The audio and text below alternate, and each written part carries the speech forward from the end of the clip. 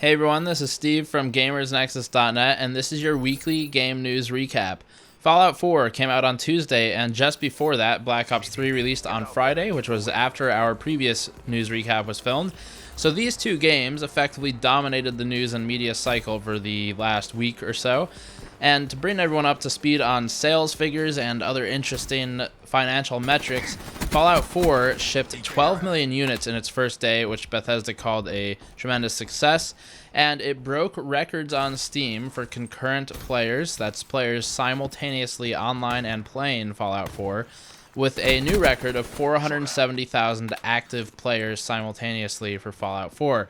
The game also generated $750 million in revenue physically and digitally in its first 24 hours. And for comparison, Black Ops 3, which just released on Friday, was a $550 million revenue generator in its first 72 hours. That's the full weekend, effectively. And Black Ops 3, based on previous title success, is expected to surpass $1 billion in revenue by the end of the year, which is another massive financial success for Activision if that were to happen.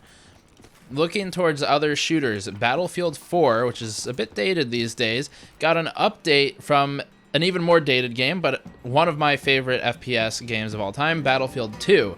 So Battlefield 4 will be getting the Dragon Valley map in its Legacy Operations DLC. This is slated for release later this year, and Dragon Valley will be available for free download to owners of Battlefield 4.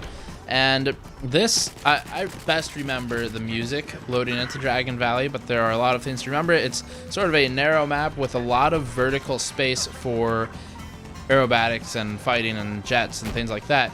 Expanding on this, the DICE developers are looking toward Battlefield 4 to expand that vertical element and hope to add even more distance between the bounding box and the cloud layer in the game so that pilots can battle it out in a sort of more private setting where they won't really be seen as well by the players, and that creates kind of a bigger feel, a more voluminous feel to the map.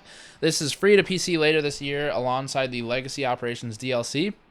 Moving into a completely different genre, we look to Roller Coaster Tycoon World, which has been delayed into early 2016. That's a quote from Atari, early 2016. We don't know exactly when, if it's quarter 1 or 2.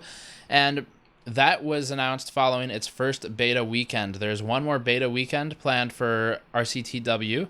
But following the first one, the primary issues of concern that came up to Atari and the developers were primarily pertaining to the poor information conveyance regarding coaster simulation. The track layout and track editor was a little bit hard to use, and players by and large requested that individual track components, which are prefabs, be added to the track editor so that they can more easily build and edit tracks, and then even more over that, understand why they fail, where they fail, things of that nature. This is now, I think they're on maybe the third set of developers. It's been a couple developers now on Roller Coaster Tycoon World, and Atari's been pushing it for a while, but overall things are moving forward with the current group in Avizio, and the only really major issues that I've read about that we've looked into over the beta weekend would be memory leaks and optimization problems that were present in the first beta, but this is all supposed to be resolved, according to Atari, by the 2016 launch.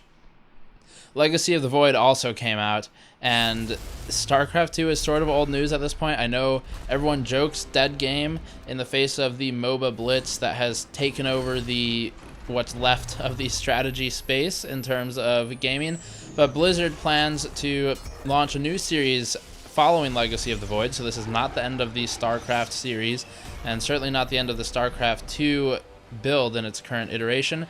Blizzard plans to release this series called Nova Covert Ops, which are missions that expand the game's single player and maybe more, we're not sure yet, but definitely single player, and its first release is planned for spring 2016. This was announced at BlizzCon, which just happened. So that is all for this game news recap. Check out the hardware news recap coming up shortly for more hardware news in the similar format.